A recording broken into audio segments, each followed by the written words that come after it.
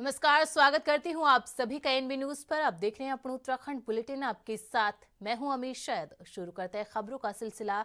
मुख्यमंत्री पुष्कर सिंह धामी ने सचिवालय में अधिकारियों के साथ बैठक कर उत्तराखंड में डेस्टिनेशन वेडिंग को बढ़ावा देने के निर्देश दिए। उन्होंने त्रियुगी नारायण में सड़क कनेक्टिविटी को बेहतर बनाने के साथ ही वहां हेलीपैड के निर्माण का आदेश दिया। मुख्यमंत्री ने निर्देश दिए कि राज्य में डेस्टिनेशन वेडिंग के लिए नए स्थानों की पहचान की जाए, उनके विकास पर ध्यान दिया जाए। साथ ही उन्होंने कहा कि प्रधानमंत्री मोदी ने भी देशवासियों से उत्तराखंड को डेस्टिनेशन वेडिंग के लिए प्राथमिकता देने का आग्रह किया है। मुख्यमंत्री ने कहा, डेस्टिनेशन वेडिंग से राज्य की अर्थव्यवस्था को मजबूती मिलेगी। आदरणीय प्रधानमंत्री जी ने अभी मां गंगा के मायके मुखवा से सभी देशवासियों से भी अपील की है कि अब वेडिंग के लिए सबसे अच्छा स्थान देवभूमि उत्तराखंड है। तो उसके अनुरूप हम योजना बना रहे हैं कि हमारे यहाँ पर कुछ नए जोन, कुछ ऐसे स्थान जो हर दृष्टि से ठीक हों, वहाँ पर वेडिंग डेस्टिनेशन को और डेवलप किया जाए, वहाँ इंफ्रास्ट्रक्चर मजबूत किया जाए, लोगों को लाएंगे। और जो वेडिंग इवेंट्स करते हैं उनके साथ भी यहाँ हम लोग बैठक करेंगे, जिससे कि वो आगे जो है हमारे यहाँ इस प्रकार का एक अच्छा लोगों के लिए अच्छा पर्यावरण है, अच्छा यहाँ का मौसम है, सुनहरी धूप हमेशा रहती है। तो उन सब में जो सबसे उपयुक्त स्थान पाए जाएं, वहाँ पर हम इस प्रकार की इंफ्रास्ट्रक्चर को मजबूत करने के साथ ही वेडिंग हमारे यहाँ पर लोग करें, उसके लिए सब व्यवस्थाएं कर रहे हैं। उत्तराखंड में हेली सेवा का और विस्तार किया गया। उत्तराखंड के मुख्यमंत्री पुष्कर सिंह धामी ने बागेश्वर और नैनीताल के साथ साथ अन्य रूटों पर भी हेली सेवा का शुभारंभ किया। मीडिया से मुखातिब होते हुए मुख्यमंत्री धामी ने कहा कि हेली सेवा को बढ़ाना उत्तराखंड में बहुत जरूरी है, क्योंकि आपदा की वजह में भी हेली सेवा का बहुत फायदा होता है। वहीं एक स्थान से दूसरे स्थान तक जहां 10 से 12 घंटे लगते हैं, वहीं हेली सेवा से बहुत कम समय लगने में दूरी तय हो जाएगी। राज्य सरकार हेली सेवा को और में भी प्रदेश के सुदूर क्षेत्रों तक लेकर जाएगी। नहीं, हेली सेवाएं हमारे राज्य के लिए बहुत आवश्यकताएं भी हैं। हमारा राज्य पर्यटन की दृष्टि से और आपदाओं की दृष्टि से भी बहुत संवेदनशील भी है।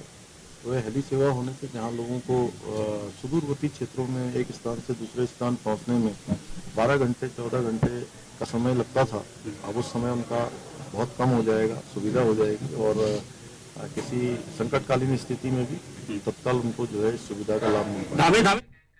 सीएम पुष्कर सिंह धामी देहरादून में आयोजित जलवायु परिवर्तन और नवीनीकरणीय ऊर्जा चुनौतियां समाधान संगोष्ठी में शामिल हुए। इस कार्यक्रम में जलवायु परिवर्तन के दुष्प्रभावों को कम करने, राज्य में नवीनीकरणीय ऊर्जा के उपयोग को बढ़ाने के तरीकों पर मंथन किया गया।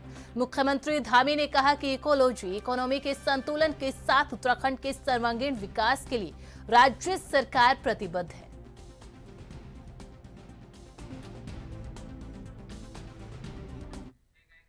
उत्तराखंड में जलवायु परिवर्तन, उसमें चुनौतियां, उनके समाधान के लिए एक सेमिनार का आयोजन किया गया, जिसमें मुख्यमंत्री धामी मुख्य अतिथि के तौर पर शामिल हुए। मीडिया से बातचीत करते हुए मुख्यमंत्री धामी ने कहा कि उत्तराखंड जलवायु परिवर्तन के संकट से जूझ रहा है और इसको लेकर लगातार सरकार की तरफ से प्रयास किया जा रहा है कि इस संकट से कैसे निपटा जा सकता है। इसके लिए इस तरह के सेमिनार के आयोजन से इसमें होने वाली चुनौतियों पर चर्चा होती है। आज उत्तराखंड में जल स्रोत सूख रहे हैं, वनाग्नि भी एक चुनौती है। इस प्रकार सरकार ऐसे कार्यक्रम के जरिए इनसे निपटने के लिए अपनी पूरी तैयारी कर रहे हैं।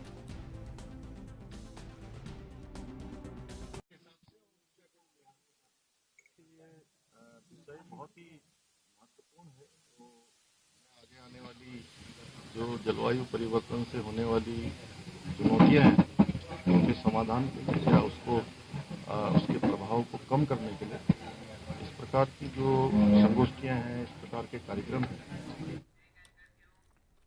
चारधाम यात्रा के दौरान अक्सर देखा गया है कि कुछ लोग युवक बाहरी राज्य से आकर चारधाम यात्रा के नाम पर धार्मिक स्थलों को टूरिस्ट प्लेस समझकर वहां पर शराब का सेवन करते हैं, जिनकी पूर्व में भी कई वीडियो वायरल हुए हैं। वहीं इस पर सीएम धामी ने सभी से अपील करने के साथ चेतावनी भी दी कि धार्मिक स्थलों पर मर्यादा के साथ आए।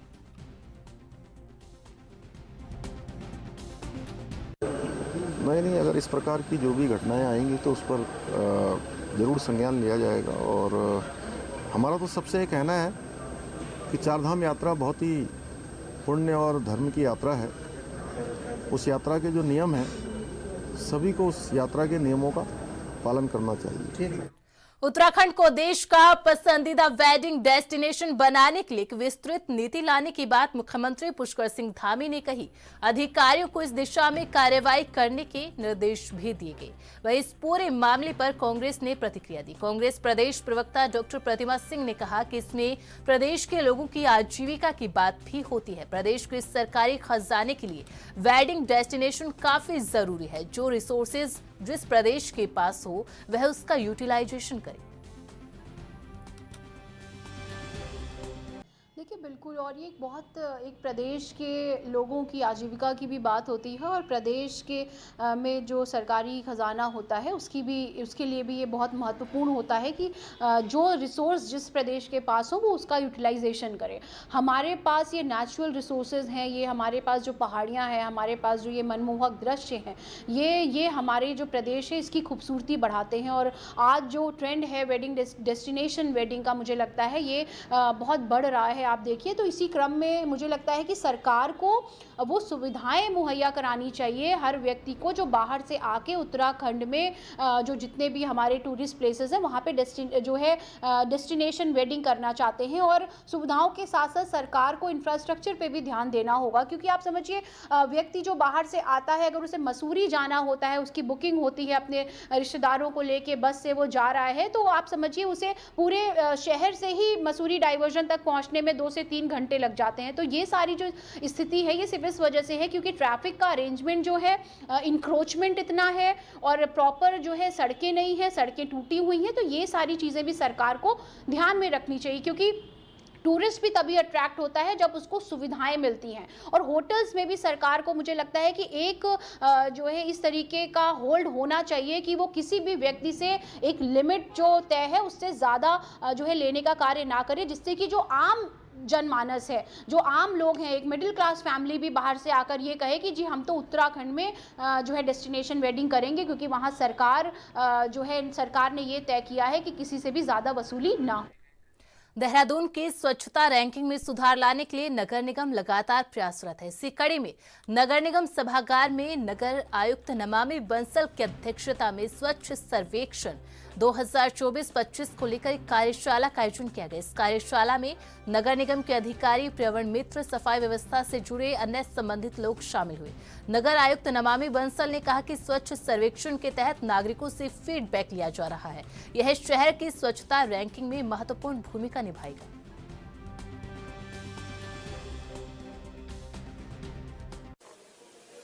देखिए, सिटीजन फीडबैक स्वच्छ सर्वेक्षण के दृष्टिगत लिया जा रहा है और उसमें सभी से यही अपील है कि ज़्यादा से ज़्यादा जन जागरूकता के लिए सभी को अवगत कराएं। द QR कोड एंड जो इसका लिंक है उसके लिए जनता को पता हो कि इस पर जाकर के उन्हें फीडबैक देना है और ज़्यादा से ज़्यादा लोगों तक इसकी जानकारी पहुँचे। उत्तराखंड में बीजेपी जिलाध्यक्षों के नाम को लेकर चल रहा इंतजार खत्म हो चुका है। बीजेपी ने प्रदेश के सभी 19 संगठनात्मक जिलों के जिलाध्यक्षों के नाम का ऐलान कर दिया। इसमें कई ऐसे चेहरे हैं जिनको दोबारा कुर्सी मिली है। इसी क्रम में चमोली से गजपाल बर्तवाल को बीजेपी ने अपना जिलाध्यक्ष बनाया। इस मौके पर गजपाल ने कहा कि वो पार्टी को मजबूत करने का काम करेंगे। आगामी पंचायत चुनाव में बीजेपी को चमोली से जीत दिलाने का काम करेंगे।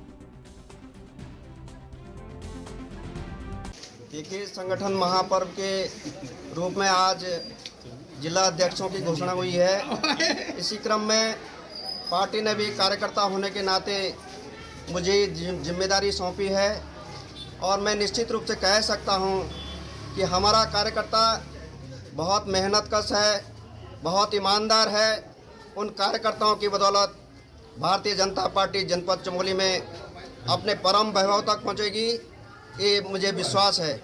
आगामी जो अपने त्रिस्तरीय के चुनाव हैं, पार्टी, संगठन और सरकार से तालमेल करते हुए कैसे जनपद चमोली में भारतीय जनता पार्टी का परचम लहराए, इसके लिए पूरी मजबूती के साथ, पूरी दृढ़ता के साथ होली और चारधाम यात्रा की सुरक्षा को लेकर मुनिकरेती थाना पुलिस अलर्ट मोड पर है। एसएसपी आयुष अग्रवाल के निर्देश पर पुलिस ने बाहरी राज्यों से आकर रहने वाले लोगों का सत्यापन करना शुरू कर दिया। चलाई गई चेकिंग अभियान के दौरान 42 परिवार बिना पुलिस सत्यापन के किराए पर कमरा लेकर रहते हुए पकड़े गए। पुलिस ने बिना सत्यापन के किराए पर कमरा देने वाले मकान मालिकों को फटकार लगाई और उन पर 10-10 हजार रुपए का जुर्माना भी लगाया।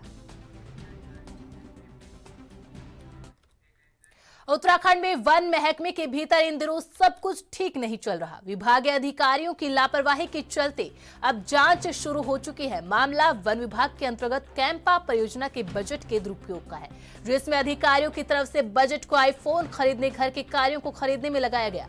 वन मंत्री सुबोध उनियाल की माने तो इस पूरे मामले पर जांच चल रही है। 13 IFS अधिकारियों को नोटिस भेजे गए हैं। वन मंत्री ने कहा कि पूरे मामले की जांच की जा रही है, दोषियों के खिलाफ कड़ी कार्रवाई की जाएगी।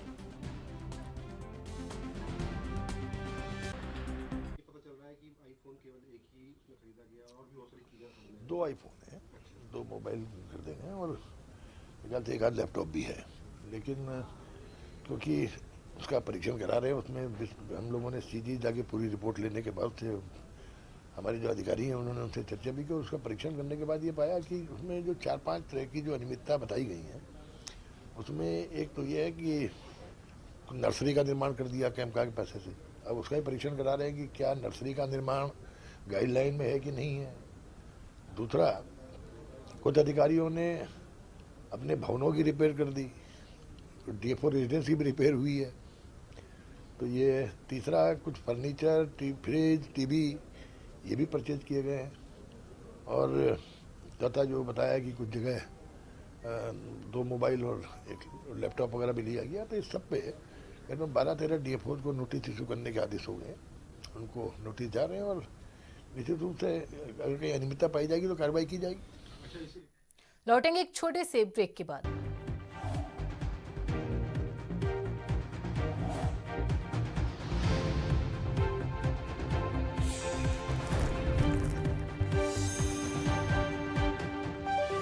ब्रेक के बाद स्वागत है आप सभी का। खबरों में आगे बढ़ते हैं। उत्तराखंड में चारधाम यात्रा शुरू होने वाली है, जिसको लेकर तैयारियां भी तेज हो चुकी है, जिसके मद्देनजर मुख्यमंत्री धामी ने अधिकारियों के साथ सचिवालय में बैठक की। इसको लेकर बीजेपी की प्रदेश प्रवक्ता हनी पाठक ने कहा, पिछली चारधाम यात्रा भी सफल रही और इस बार भी यात्रा बहुत अच्छी होने वाली है। इसको लेकर लगातार सीएम धामी अधिकारियों के साथ बैठक कर रहे हैं।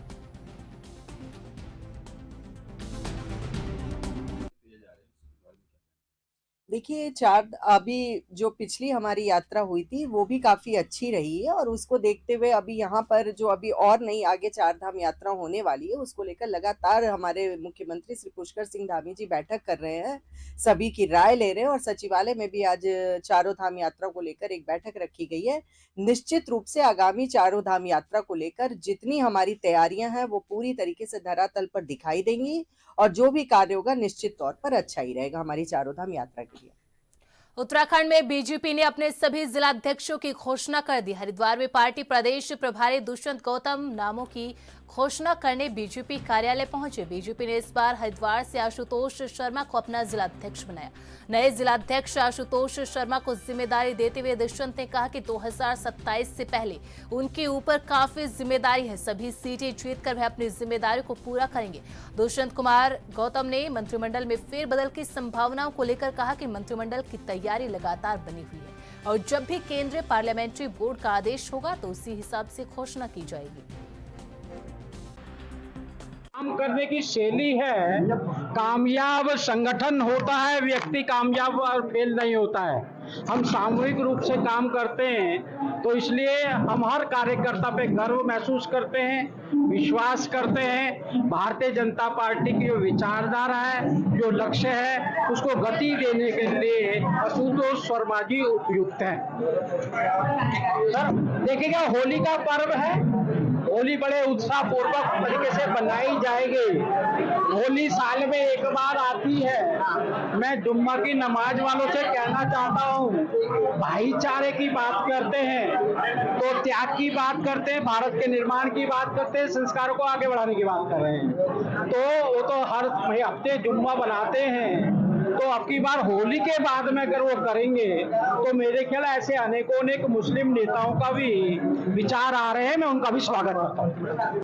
मंत्रिमंडल की तैयारी लगातार बनी हुई है। केंद्रीय नेतृत्व जब भी हमारे यहाँ पार्लियामेंट्री बोर्ड होता है, जब भी वो हमें आदेश करेगा, जिस प्रकार से आदेश करेगा उसकी आज्ञा का पालन होगा।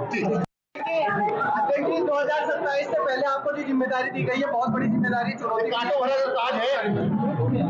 देखिए, जैसा कि हमारे राष्ट्रीय महामंत्री जी ने भी कहा, हमारी पार्टी में सामूहिक नेतृत्व रहता है और समस्त कार्यकर्ताओं के और समस्त नेताओं के निर्देशन में ही ये चुनाव हम 100% जीतेंगे और हम पूरी 5 की 5 विधानसभा सीट जीतकर दिखाएंगे। उत्तराखंड के राजनीतिक गलियारों में इन दिनों कैबिनेट विस्तार, बीजेपी के नए प्रदेश अध्यक्ष को लेकर खूब चर्चाएं चल रही है। सीएम धामी के दिल्ली दौरे के बाद ये अटकलें और तेज हो चली है।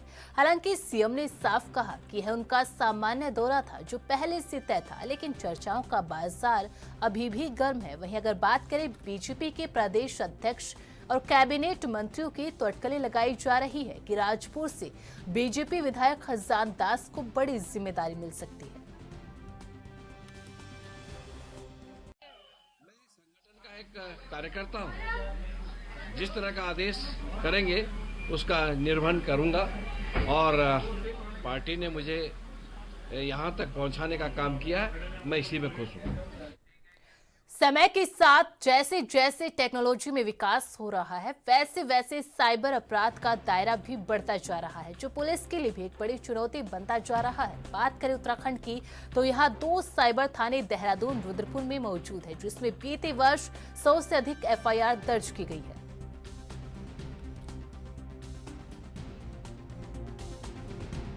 आपके दर्शक है उन सभी को मेरा नमस्कार। आपने बहुत अहम सवाल किया कि साइबर क्राइम में जो सबसे अहम होता है वो जागरूकता होती है, जिसमें लगातार पुलिस जो है अलग अलग माध्यम से, अलग अलग पोर्टल्स के, अलग अलग पेजेस के माध्यम से अवेयरनेस कर रही है। अगर हम आंकड़ों की बात करेंगे, साइबर क्राइम हर 6 महीने में नए नए प्रकार के अपराध सामने आते हैं, नए नए प्रकार से वो लोग इनोवेट करते हैं। तो पिछले साल जो हमारा साइबर थाना है, साइबर थाना देहरादून हो गया और साइबर थाना हमारा रुद्रपुर हो गया, 2 थाने जो हैं साइबर के, उसमें हमारे यहाँ लगभग 100 से लेकर 120 एफआईआर दर्ज हुई, क्योंकि हमारे यहाँ पे 20 लाख के ऊपर के जितने प्रकरण होते हैं उनकी एफआईआर हमारे यहाँ रजिस्टर होती है। और जो हमें कंप्लेंट्स प्राप्त हुई, जिसमें भारत सरकार का जो हेल्पलाइन है 1930, तो उस पर हमने लगभग उत्तराखंड के लगभग 28 करोड़ रुपए हमने यहाँ के नागरिकों के बचाए हैं। तो उसमें साथ में हमने अरेस्टिंग और कई लोगों को लीगल जो नोटिस हैं वो भी तामील कराई। तो उसमें लगभग 110 से 120 लोग हैं जो अपराधी थे, जिनके खिलाफ हमने वैधानिक कार्रवाई अमल में लाए। तो गिरफ्तारी और नोटिस जो है लगभग 110 से 120 हैं। मनी सेफ जो है लगभग 28 करोड़ रुपए हैं और एफआईआर जो रजिस्ट्रेशन है वो हमारे यहाँ लगभग 120 के आसपास जो हमारे मुकदमे हैं जो है हमारे दोनों साइबर थानों में पंजीकृत। चारधाम यात्रा शुरू होने से पहले यात्रा से संबंधित व्यवस्थाओं को लेकर धामी सरकार के द्वारा एक बैठक का आयोजन किया गया, जिसमें संबंधित अधिकारियों को निर्देश दिए गए कि यात्रा शुरू होने से पहले सभी व्यवस्थाएं पूर्ण की जाए। यात्रा के दृष्टिगत सड़क, पेयजल, विद्युत, स्वास्थ्य सुविधाओं की समुचित व्यवस्था की जाए। चारधाम यात्रा के दौरान यातायात प्रबंधन, यात्रा मार्गों पर पार्किंग की उचित व्यवस्था की जाए। श्रद्धालुओं के लिए पंजीकरण व्यवस्था को और अधिक सुदृढ़ किया जाए। ग्रेन चारधाम यात्रा का अभियान शुरू किया जाए। ये निर्देश मुख्यमंत्री पुष्कर सिंह धामी ने सचिवालय में आगामी चारधाम यात्रा की तैयारियों की बैठक के दौरान अधिकारियों को दिए हैं। लेकर के सभी को बड़ा संकल्पित किया है और सभी के अंदर बड़ी शक्ति प्रदान की है, ऊर्जा प्रदान की है, ताकि हम चारधाम यात्रा सुचारू रूप से चलाएं। बड़े अच्छे सुझाव लोगों के आए, सभी अधिकारियों के आए और निश्चित रूप में ये आने वाली चारधाम यात्रा जो है बड़ी सुचारू रूप से चलेगी और बड़ी सरलता से चलेगी। और इसके अंदर सारी व्यवस्थाओं को हमने देखा है। इसमें लोकल जो हमारे टैक्सी वाले हैं, मिनी बस ऑपरेटर्स हैं, उनका भी सहयोग हमें चाहिए।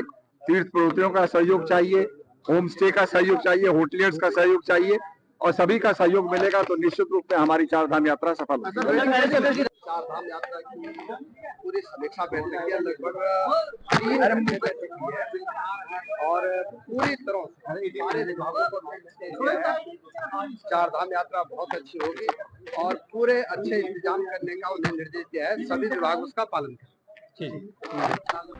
चार धाम यात्रा के लेकर तैयारियां तेज हो चली है। मुख्यमंत्री पुष्कर सिंह धामी लगातार अधिकारियों के साथ बैठक लेकर तमाम दिशा निर्देश जारी कर रहे हैं। तो चार धाम यात्रा की तैयारियों को लेकर मुख्यमंत्री धामी की ओर से एक के बाद एक बड़ी मीटिंग्स की जा रही है। अधिकारियों को निर्देशित किया जा रहा है कि चार धाम की यात्रा की तैयारियां किस तरह से होनी चाहिए। सुविधाओं का इंतजाम पुख्ता होना चाहिए ताकि आने वाले श्रद्धालुओं को किसी भी प्रकार से कोई दिक्कत ना हो, किसी तरह से कोई परेशानी ना हो। सड़कों को दुरुस्त किया जाए, महिलाओं के लिए शौचालय का इंतजाम किया जाए। इसके अलावा साफ सफाई का भी पूरा ख्याल रखा जाए। तो मुख्यमंत्री धामी लगातार चार धाम यात्रा की तैयारियों को लेकर अधिकारियों के साथ, खासकर पर्यटन विभाग के साथ मीटिंग कर रहे हैं। अधिकारियों को तमाम दिशा निर्देश दे रहे हैं ताकि चार धाम यात्रा के दौरान श्रद्धालुओं को किसी भी प्रकार की कोई समस्या न उठानी पड़े, किसी भी प्रकार की दिक्कतों का सामना न करना पड़े। इसके अलावा चार धाम यात्रा की तैयारियों की बात की जाए तो तमाम संबंधित विभाग चार धाम की तैयारियों में लगातार जुटे हुए हैं और पुख्ता इंतजाम तैयारियों को लेकर किए जा रहे हैं। बुलेटिन में फिलहाल इतना ही। आप बने रहे ANB न्यूज के साथ। नमस्कार।